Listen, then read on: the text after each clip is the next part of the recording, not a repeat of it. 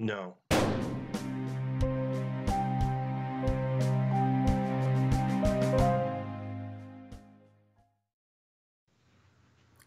Hello, everybody. Zero interest. Kaiji. Mm-hmm. Mm-hmm. 13.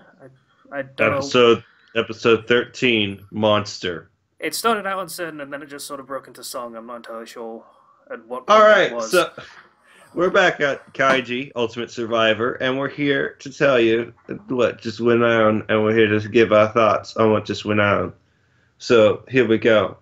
So Kaiji, right? He's a cool dude. He's trying to. Not really, but okay. He's a cool scumbag. So he's trying to like encourage everyone and be like, "Yeah, guys, we can do it. I'm gonna mark markers in the middle of your shoe so you can line it up with the beam so you don't fall. Yeah. We can cross. We can do this. We can do You it. can win. You feel great. You can do this. Yeah." And meanwhile, gray-haired guy, I can't remember his name for the Tonegawa. life of me. Tonagawa is watching on, and he's just like, they're just faking it. They're just trying to hide their fear with kind of a frenzy of shallow encouragement. And, this will be a great show for the really, really rich. Not the people at the party from before, but the truly rich who actually do control the world behind the scenes with their money. And, it's not a gamble, but they enjoy the show. Yeah, they don't need to gamble. They see that as something just the poor people do. Yeah, that's how rich these people are. Hmm. And hey, subordinate of mine, you and me get to be spectators as we watch trash become stars. I feel like that subordinate is the fucking new guy because Yeah. he seems to still have a conscience. It's like, hey, Steve, I know this is like your second day, but like, watch this. This is gonna be great. This is gonna be great. They're gonna fall off. It's gonna be fucking hilarious. You have no I mean, idea. I wonder what cool. sound. I wonder what screams they'll like give out as they die. Man, this is gonna be great. Just you and me, and Steve's just standing there like horrified, just like. And evil Boston Steve coming to a TV near you. His name's Steve now, and will be forever. Yeah. So they begin to cross. Yeah. Did we mention Kaiji puts a sight on everyone's shoes? So basically just a line down the middle. He did. Yeah, I mentioned that earlier. There's a mark on their shoes, and that gives them a sort of a bit of hope. And so they start to cross, and they're all cheering each other on. Yeah, we're all friends here. We all got this. Yeah, hooray! And then as soon as everybody's on, they all get quiet. Yep. And they all get scared. And, Like, Tonagawa. I feel like if the fear wasn't there, they'd still be quiet because they're focusing. But, yeah, obviously. But Tonagawa's like, the demon inside, that thing which they seal behind all those locks and doors is going to break free. That thing called death. And he's monologuing, and he's helping out with the narrator. Yeah, there's two of them now because we needed more, apparently. I am starting to notice kind of, I wouldn't say it's necessarily a problem yet, but the show has a lot of narration to it, to the extent that it slows the pacing down a lot. And while that does increase the tension, and that would be kind of necessary for this, I feel they rely on that too much as a device for it. Yeah, I think I haven't read the manga, but I think based on how this is done, that's a big thing in the manga. Is there's a lot of narration text boxes, and they use that to great effect there. It doesn't play as well in because when you're saying all of that and not reading all of that, there's a different sort of speed there. Because it doesn't help that the narrator himself is just kind of monotonous, and he has the same powerful, impassioned tone, but he doesn't actually waver from that in any conceivable way. He just constantly talks like this all of the time. So Yeah, and it's just constant monologues, imagery, comparisons to other things of what's going on without really advancing what's going on. yeah, And that's because I feel like like the pacing right now is pretty glacial. true. I would Yeah. say not much has really happened in this episode, except for they all get on the bridge. They start to freak out a little bit Oh, a lot. because yeah, they start to freak out a lot, They friggin' and hallucinate. That's not a little bit. yeah, they start hallucinating, and two people fall off because they're really scared. One guy believes he's in a like the wind is really strong when it's really not because he feels a little bit of wind, and so he's imagining it as much worse. And so he reaches down to try to grab the bar, electrocutes him. He falls, dies.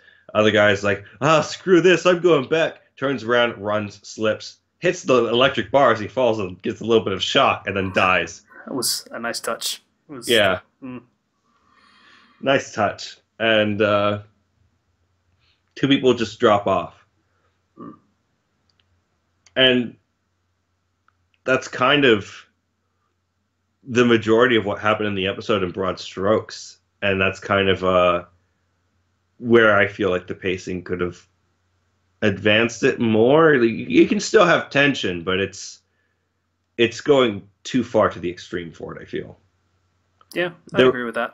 I think they do a lot less of that in the second season, if memory serves. There's still the narration that still plays a part, it's still a factor, but there's not. It's not as all encompassing as it is here. and not to mention that a lot of the dialogue feels repetitive, especially in this episode. Like Kaiji's yelling to Ota, don't fall, don't fall, don't fall, don't fall, don't fall. It's just your imagination, just your imagination. But there's a point to repetition where you can use that to kind of increase the tension, to kind of, for certain scenes, it makes sense. But I feel like this went on too long with him yelling at Ota not to fall, and it's all just in his imagination. Hmm. Because I feel like it went on long enough that rather than feeling like it was realistic, I was just like, just go ahead and fall already. Because that's kind of how long it went on for me. Because it doesn't need to be that long, especially when believes he's that desperate. And so you get the point of, okay, everybody is now shouting at you, and you're not moving at all. I kind of disagree, but I think it's a point of opinion rather than of just objectively better or worse. It I think it might have actually been worse in previous episodes than it is here, and I'm surprised that you're calling it out in this one and not in previous ones. Well, The because pacing was so slowed down by that. it's more like I was thinking it would get much. I kind of let it slide under the table because I thought it was like, okay, this is just it's going to get better. The pace is going to get quicker, but well, this is a bit quicker than previous episodes. It's still not quite where I want it to be. Mm. So, again, like just me personally, I am in a class right now that's all about compressing your stories a lot, and so this is really bothering my sensibilities because it feels just elongated for the sake of taking up time. Well, there's probably a little bit of that too. I mean, it's a season. They ordered so many episodes, and I can tell you it pretty definitively ends the season at, an arc ending. Mm-hmm. So it might be that they dragged this one out a little bit too much. Could be.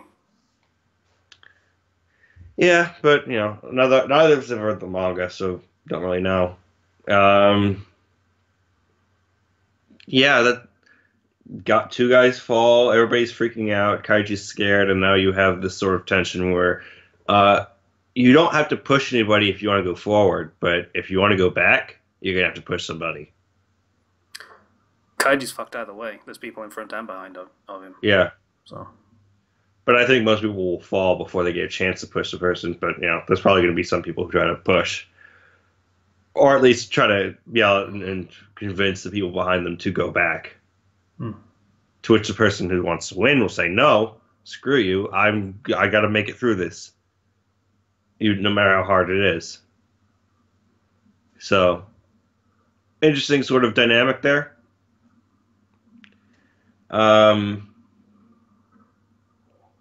Yeah, there's not really much else for me to say on this episode. Not really. Thinking it through, because not much really happened. I will be knocking Kaiji down in my kind of listing right now to an 8.5.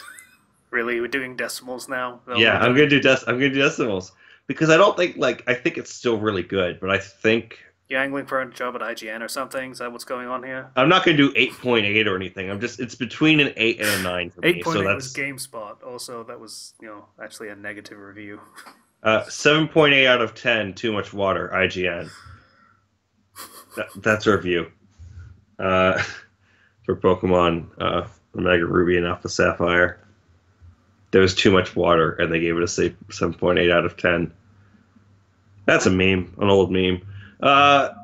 Yeah, because I don't think it's an 8, and I don't think it's really a 9 anymore, because I keep noticing the spacing problem, and it's starting to really wear on me. Okay. So, if it gets fixed in the future, I'm sure I'll just go back to a 9, but for right now, I'm going to leave it in that tentative state, depending on how that problem gets fixed. Totally. So yeah. I guess that's pretty much it. I've got not much else to say about this one either. So yeah, it's I think this is going to be a really short episode. Dinero face.